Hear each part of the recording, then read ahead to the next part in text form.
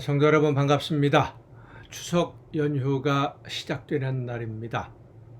가족분들과 함께 모여 계시는 그런 분도 있을 것이고, 이제 내일 또 가려고 준비하는 중에 계시는 우리 성도님들도 있을 텐데, 하나님께서 우리에게 풍성한 복을 주심을 늘 감사하면서 이 추석 한가위 더 큰 감사와 기쁨과 찬양으로 하나님께 영광 돌리는 귀한 명절이 될 수 있기를 바랍니다.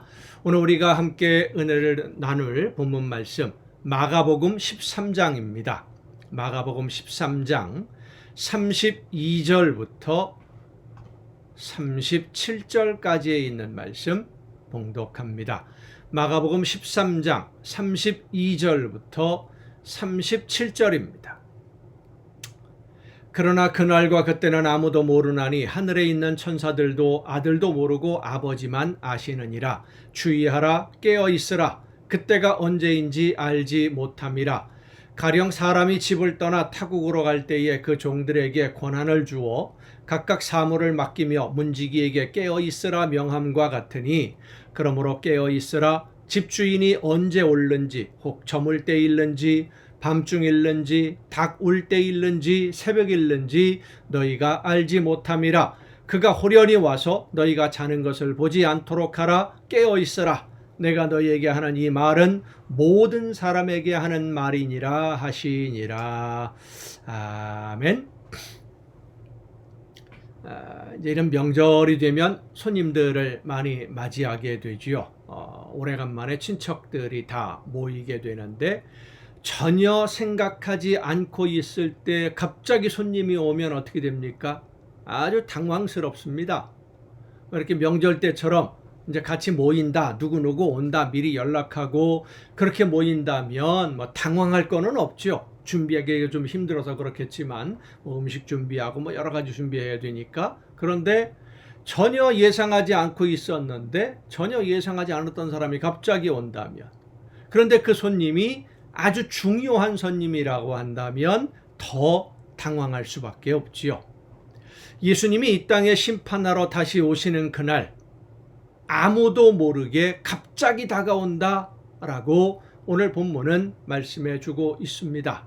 어떤 사람들은 하나님이 그 사랑하시는 자녀들에게 미리 알려준다고 하고 하는 사람들도 있고, 영이 깨어 있는 사람은 미리 알 수도 있다, 뭐 이런 식으로 말하는 사람도 있습니다만은, 그들이 주장하는 근거가 바로 오늘 본문 말씀이지요. 깨어 있으면 주인이 언제 돌아와도 맞이할 수 있는 것처럼, 영이 깨어 있으면 하나님이 심판하시는 그날을 미리 알 수 있다, 뭐 이런 식으로 해석을 하는 것인데, 오늘 본문 말씀을 자세히 들여다보면 결코 그런 뜻이 아닙니다.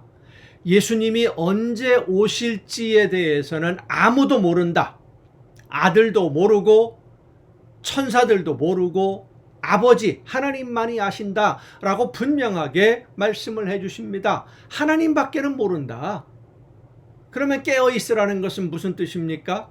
깨어 있으면, 그러니까 영적으로 깨어 있으면 하나님의 말씀을 듣고 성령의 역사하심에 늘 순종하는 그런 삶을 살고 있으면 언제 예수님이 심판하기 위해서 오시는지를 미리 알 수 있는 것이 아니라, 깨어 있다라고 하는 것 자체가 항상 준비하고 있는 거니까, 항상 준비하고 있으면 예수님이 오실 날, 심판하시는 그날을, 내가 하나님의 심판대 앞에 서는 그 순간을 늘 준비하고 있으면 언제 그 순간을 만나도 당황하지 않게 된다라는 겁니다. 언제 예수님이 심판을 하셔도 준비가 항상 되어 있으니까 주님을 당황하지 아니하고 맞이할 수 있다는 말씀이지요. 이 말씀은 지혜로운 다섯 처녀의 이야기와 연관이 되기도 합니다. 지혜로운 다섯 처녀, 기름을 미리 준비를 합니다. 그런데 미련한 처녀들은 등불은 준비했지만 기름을 따로 준비하지 않았습니다. 그래서 그 미련한 사람들은 혼인잔치에 참석하지 못하고 바깥 어두운 데서 슬피 우는 비극을 경험하게 되고 만 겁니다. 성도 여러분, 우리가 깨어서 준비한다라고 하는 것은 성령의 역사하심, 내 마음에 감동 주시고 말씀해 주시고 내가 예수님을 믿는 사람으로 하나님의 자녀로 어떤 삶을 살아야 되고 어떤 사명을 감당해야 되고 어떤 일들을 지금 해야 되는지 말씀해 주실 때 그 말씀에 즉시 순종하는 것, 그것이 바로 영적으로 깨어 있는 것입니다. 그렇게 깨어 있어서 순종하는 삶을 사는 것이 예수님이 오시는 그날을, 예수님을 맞이할 준비를 하는 거예요. 그날이 언제인지는 모릅니다. 특별히 우리에게 다가올 그날이 언제인지, 모든 사람들에게 다가올 그날을 아무도 모릅니다. 갑자기 하나님이 나를 부르실 수 있는 거예요. 오늘 나를 부르실 수도 있고요, 내일 부르실 수도 있고요. 하나님이 나를 부르기를 원하시는 그날 하나님이 우리 영혼을 부르십니다. 그 부름에 응하지 않을 수 있는 사람은 아무도 없습니다. 하나님이 오라 하시면 가는 거예요. 하나님이 부르시기만 하면 당장 가야 됩니다. 여러분은 어떻습니까? 지금 하나님이 부르시면 하나님 앞에 갈 준비가 되어 있습니까? 열매로 주신 사명을 감당함으로 날마다 성령의 인도하심을 따라 잘 준비해서 당황하지 아니하고 하나님 앞에 설 수 있는 여러분 모두가 될 수 있기를 간절히 바랍니다. 기도하시겠습니다. 연약한 저희들의 삶을 오늘도 은혜 가운데 인도해 주시는 아버지 하나님, 민족의 명절인 추석을 눈앞에 두고 온 가족, 일가, 친척들이 함께 모여 즐거움을 나누는 이 시간, 우리는 먼저 하나님의 은혜를 생각하고 하나님이 나에게 주신 사명을 생각하며 하나님이 기뻐하실 열매를 준비할 수 있도록 오늘도 말씀으로 이끌어 주심을 감사드립니다. 이 세상의 모든 알곡들이 때가 되면 열매를 맺고 열매가 익어가면 거두듯이 저희들의 삶도 하나님이 정하신 때가 되면 거두어지게 될 줄로 믿사오니 언제 거두시더라도 알곡으로 아름다운 열매로 늘 준비되어져서 하나님 앞에 기쁨으로 설 수 있는 우리 모두가 되게 하여 주시옵소서. 이 모든 말씀을 예수님의 이름으로 기도하옵나이다. 아멘. 이 시간 함께 통독할 하나님의 말씀, 이제 열왕기상으로 갑니다. 시편 다 통독이 끝났고 역사서를 함께 통독을 합니다. 솔로몬이 죽으면서 그 아들이 이제 왕의 자리를 물려받게 되는데, 솔로몬이 하나님의 말씀대로 순종하지 않음으로 인해서 나라가 분열되는 비극이 일어나게 됩니다.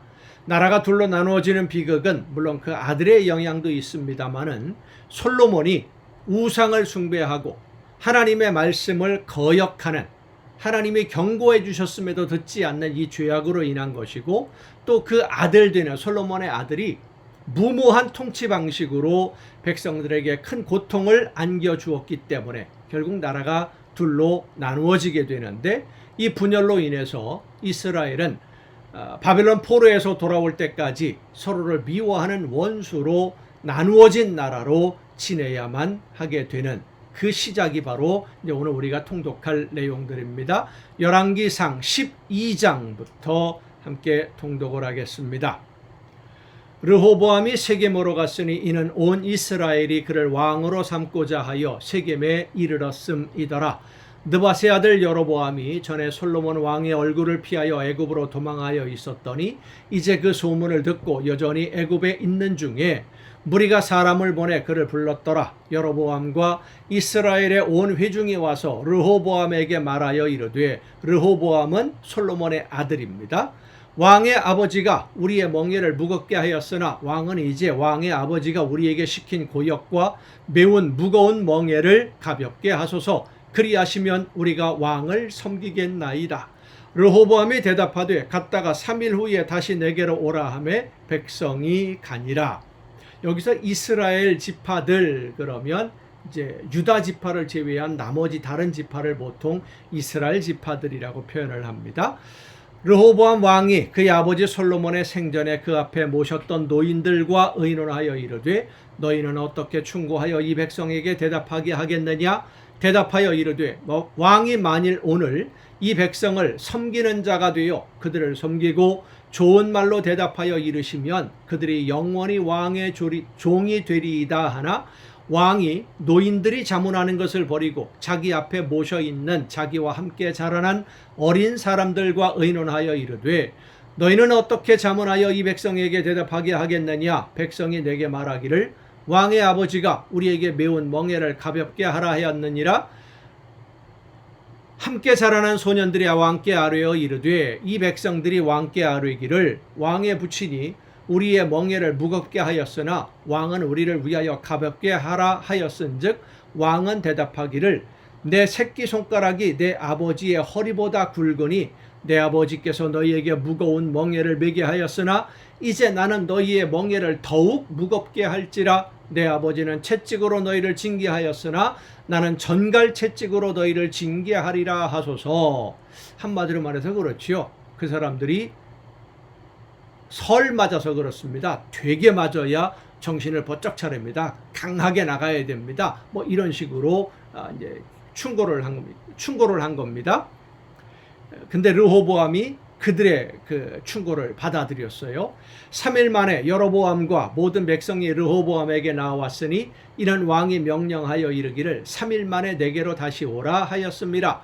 왕이 포악한 말로 백성에게 대답할세 노인의 자문을 버리고 어린 사람들의 자문을 따라 그들에게 말하여 이르되 내 아버지는 너희 멍에를 무겁게 하였으나 나는 너희의 멍에를 더욱 무겁게 할지라. 내 아버지는 채찍으로 너희를 징계하였으나 나는 전갈 채찍으로 너희를 징치하리라 하니라. 왕이 이같이 백성의 말을 듣지 아니하였으니 이 일은 여호와께로 말미암아 난 것이라. 여호와께서 전에 실로 사람 아히야로 느바세 아들 여로보암에게 하신 말씀을 이루게 하심이더라. 온 이스라엘이 자기들의 말을 왕이 듣지 아니함을 보고 왕에게 대답하여 이르되 우리가 다윗과 무슨 관계가 있느냐? 이새의 아들에게서 받을 유산이 없도다. 이스라엘아 너희의 장막으로 돌아가라. 이스라엘아 라는 말은 유다 지파를 제외한 다른 지파들을 보통 이야기합니다. 다윗이여 이제 너는 네 집이나 돌아보라 하고 이스라엘이 그 장막으로 돌아가니라. 그러나 유다 성읍들에 사는 이스라엘 자손에게는 르호보암이 그들의 왕이 되었더라. 르호보암 왕이 역군의 감독 아도람을 보냈더니 온 이스라엘이 그를 돌로 쳐 죽인지라. 르호보암 왕이 급히 수레에 올라 예루살렘으로 도망하였더라. 이에 이스라엘이 다윗의 집을 배반하여 오늘까지 이르렀더라. 온 이스라엘이 여로보암이 돌아왔다 함을 듣고 사람을 보내 그를 공회로 청하여 온 이스라엘의 왕으로 삼았으니 유다 지파 외에는 다윗의 집을 따르는 자가 없으니라. 르호보암이 예루살렘에 이르러 유다 온 족속과 베냐민 지파를 모으니 택한 용사가 18만 명이라. 이스라엘 족속과 싸워 나라를 회복하여 솔로몬의 아들 르호보암에게 돌리려 하더니 하나님의 말씀이 하나님의 사람 스마야에게 임하여 이르시되 솔로몬의 아들 유다 왕 르호보암과 유다와 베냐민 온 족속과 또 그 남은 백성에게 말하여 이르기를 여호와의 말씀이 너희는 올라가지 말라. 너희 형제 이스라엘 자손과 싸우지 말고 각기 집으로 돌아가라. 이 일이 나로 말미암아 난 것이라 하셨다 하라 하신지라. 그들이 여호와의 말씀을 듣고 그 말씀을 따라 돌아갔더라. 여로보암이 에브라임 산지에 세겜을 건축하고 거기서 살며 또 거기서 나가서 분우엘을 건축하고 그의 마음에 스스로 이르기를 나라가 이제 다윗의 집으로 돌아가리로다. 만일 이 백성이 예루살렘에 있는 여호와의 성전에 제사를 드리고자 하여 올라가면 이 백성의 마음이 유다 왕된 그들의 주 르호보암에게로 돌아가서 나를 죽이고 유다의 왕 르호보암에게로 돌아가리로다 하고 이에 계획하고 두 금송아지를 만들고. 왜 금송아지를 만들었겠습니까? 여로보암이 애굽으로 피난가 있다 왔거든요. 애굽에서 섬기는 신의 모양을 그대로 본뜨는 겁니다. 두 금송아지를 만들고 무리에게 말하기를 너희가 다시는 예루살렘에 올라갈 것이 없도다. 이스라엘아 이는 너희를 애굽 땅에서 인도하여 올린 너희의 신들이라 하고 하나는 베델에 두고 하나는 단에 둔지라. 이 일이 죄가 되었으니 이는 백성들이 단까지 가서 그 하나에게 경배함이더라. 그가 또 산당들을 짓고 레위 자손 아닌 보통 백성으로 제사장을 삼고 8째 달 곧 그 달 15째 날로 절기를 정하여 유다의 절기와 비슷하게 하고 제단에 올라가되 베델에서 그와 같이 행하여 그가 만든 송아지에게 제사를 드렸으며 그가 지은 산당의 제사장을 베델에서 세웠더라. 그가 자기 마음대로 정한 달 곧 8째 달 15째 날로 이스라엘 자손을 위하여 절기로 정하고 베델에 쌓은 제단에 올라가서 분향하였더라. 13장입니다. 보라, 그때에 하나님의 사람이 여호와의 말씀으로 말미암아 유다에서부터 베델에 이르니 마침 여로보암이 제단 곁에 서서 분향하는지라. 하나님의 사람이 제단을 향하여 여호와의 말씀으로 외쳐 이르되 제단아 제단아, 여호와께서 이와 같이 말씀하시기를 다윗의 집에 요시아라 이름하는 아들을 낳으리니 그가 내 위에 분향하는 산당 제사장을 내 위에서 제물로 바칠 것이요 또 사람의 뼈를 내 위에서 사르리라 하셨느니라 하고 그날에 그가 징조를 들어 이르되 이는 여호와께서 말씀하신 징조라. 제단이 갈라지며 그 위에 있는 재가 쏟아지리라 하매 여로보암 왕이 하나님의 사람이 베델에 있는 제단을 향하여 외쳐 말함을 들을 때에 제단에서 손을 펴며 그를 잡으라 하더라. 그를 향하여 편 손이 말라 다시 거두지 못하며 하나님의 사람이 여호와의 말씀으로 보인 징조대로 제단이 갈라지며 재가 제단에서 쏟아진지라. 왕이 하나님의 사람에게 말하여 이르되 청하건대 너는 나를 위하여 내 하나님 여호와께 은혜를 구하여 내 손이 다시 성하게 기도하라. 하나님의 사람이 여호와께 은혜를 구하니 왕의 손이 다시 성하도록 전과 같이 되니라. 왕이 하나님의 사람에게 이르되 나와 함께 집에 가서 쉬라. 내가 네게 예물을 주리라. 하나님의 사람이 왕께 대답하되 왕께서 왕의 집 절반을 내게 준다 할지라도 나는 왕과 함께 들어가지도 아니하고 이곳에서는 떡도 먹지 아니하고 물도 마시지 아니하리니 이는 곧 여호와의 말씀이 내게 명령하여 이르시기를 떡도 먹지 말며 물도 마시지 말고 왔던 길로 되돌아가지 말라 하셨음이니이다 하고 이에 다른 길로 가고 자기가 베델에 오던 길로 되돌아가지도 아니하니라. 베델에 한 늙은 선지자가 살더니 그의 아들들이 와서 이날에 하나님의 사람이 베델에서 행한 모든 일을 그에게 말하고 또 그가 왕에게 드린 말씀도 그들이 그들의 아버지에게 말한지라. 그들의 아버지가 그들에게 이르되 그가 어느 길로 가더냐 하니 그의 아들들이 유다에서부터 온 하나님의 사람의 간 길을 보았습니다. 그가 그의 아들들에게 이르되 나를 위하여 나귀의 안장을 지우라. 그들이 나귀의 안장을 지우고 그가 타고 하나님의 사람을 뒤따라가서 상수리 나무 아래에 앉은 것을 보고 이르되 그대가 유다에서 온 하나님의 사람이냐 대답하되 그러하다. 그가 그 사람에게 이르되 나와 함께 집으로 가서 떡을 먹으라. 대답하되 나는 그대와 함께 돌아가지도 못하겠고 그대와 함께 들어가지도 못하겠으며 내가 이곳에서 그대와 함께 떡도 먹지 아니하고 물도 마시지 아니하리니 이는 여호와의 말씀이 내게 이르시기를 내가 거기서 떡도 먹지 말고 물도 마시지 말며 또 내가 오던 길로 되돌아가지도 말라 하셨음이로다. 그가 그 사람에게 이르되 나도 그대와 같은 선지자라. 천사가 여호와의 말씀으로 내게 이르기를 그를 내 집으로 데리고 돌아가서 그에게 떡을 먹이고 물을 마시게 하라 하였느니라 하니 이는 그 사람을 속임이라. 이에 그 사람이 그와 함께 돌아가서 그의 집에서 떡을 먹으며 물을 마시니라. 자, 이 선지자의 모습을 보면 하나님의 말씀을 분명히 들었지요. 그리고 담대하게 여로보암에게 가서 하나님의 말씀을 전합니다. 그리고 돌아와야 되는데 돌아오는 길이 너무 힘든 거예요. 너무 피곤하죠. 한낮에 뜨거운 태양에 온도가 40도가 올라가는데 물도 마시지 않고 떡도 먹지 않고 돌아오려니 얼마나 힘들겠습니까? 힘든데 이 사람이 와서 하나님의 천사가 나한테 와서 당신에게 이렇게 대접을 하라고 그랬다. 자, 그러면 마땅히 하나님이 나에게 처음 말씀하셨으면 내가 사람 보낼 테니까 그 사람 따라가라. 이렇게 이 선지자에게 먼저 말씀해 주지 않으셨겠습니까? 그 말씀을 듣지 않았어요. 그런데도 따라가는 것은 원했기 때문입니다. 너무 힘드니까. 여러분, 우리가 간절히 원하는 게 있으면은요, 하나님의 말씀인 것처럼 나를 속이는 음성을 들을 수도 있습니다. 정신 바짝 차려야 됩니다. 기도할 때는 정말로 성령님이 말씀하시는 음성을 듣기 위해서 기도해야지 내가 원하는 것을 듣기 위해서 기도하면 안 됩니다. 20절입니다. 그렇게 거짓에 속아서 되돌아간 선지자가 어떤 결말을 맞이하는지 보십시다.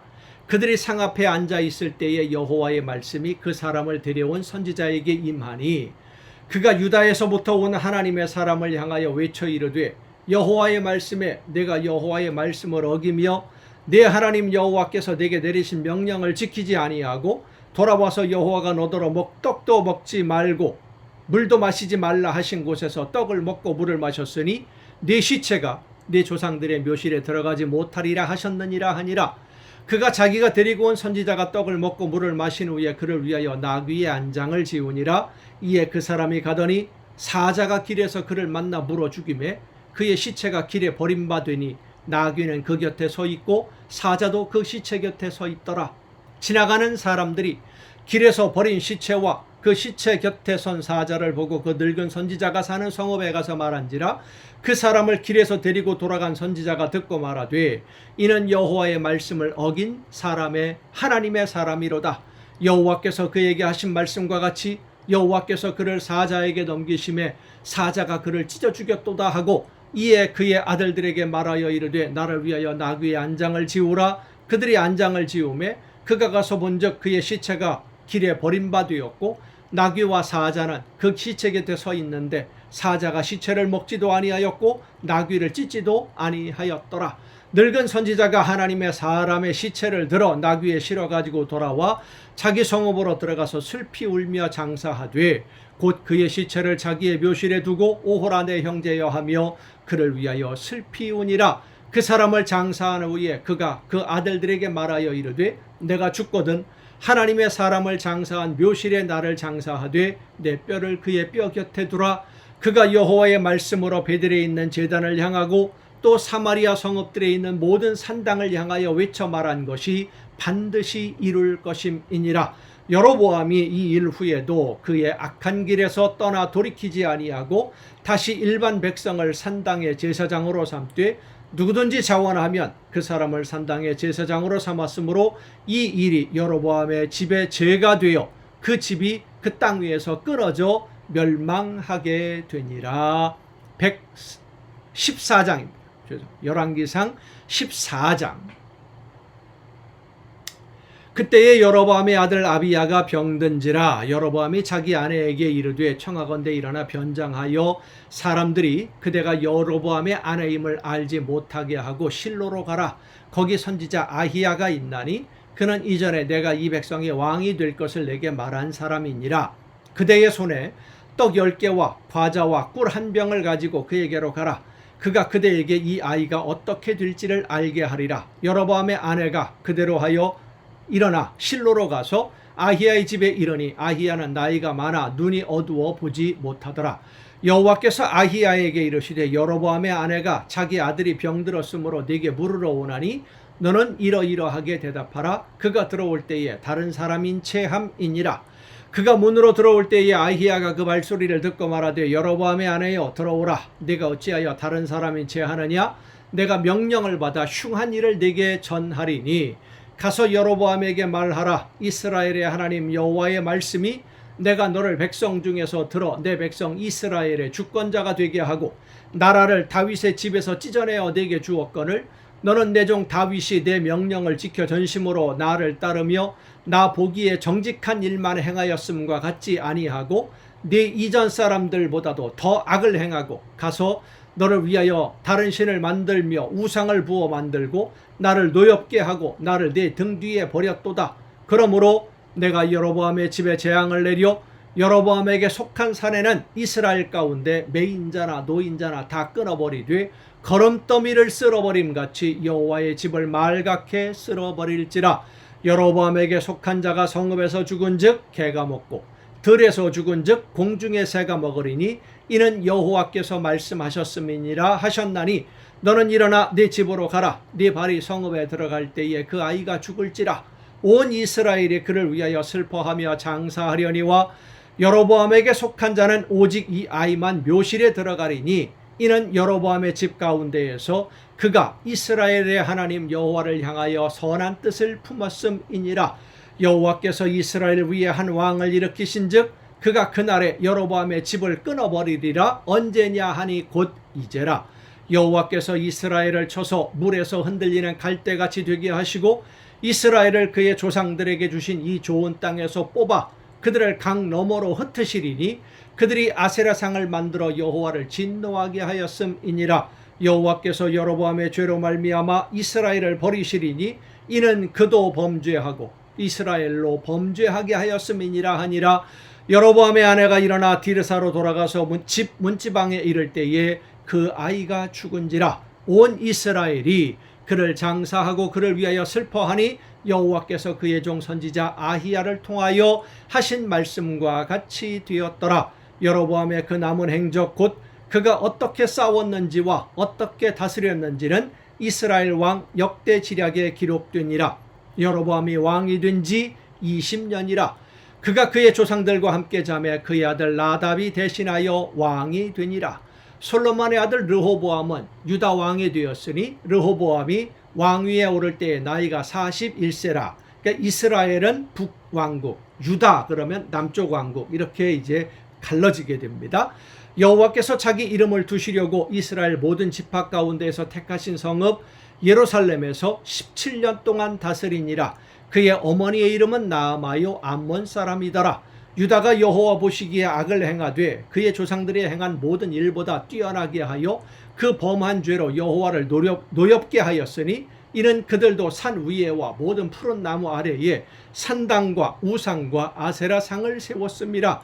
그 땅에 또 남색하는 자가 있었고 여호와께서 이스라엘 자손 앞에서 쫓아내신 국민의 모든 가증한 일을 무리가 본받아 행하였더라.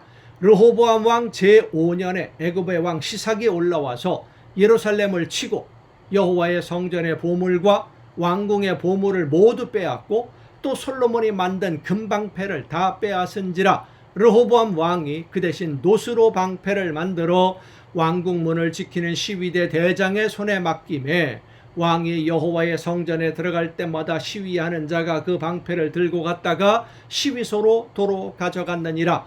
르호보암의 남은 사적과 그가 행한 모든 일은 유다 왕 역대 지략에 기록되지 아니하였느냐.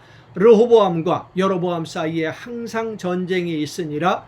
르호보암이 그의 조상들과 함께 자니 그의 조상들과 함께 다윗성에 장사되니라. 그의 어머니의 이름은 나아마요 암몬 사람이더라.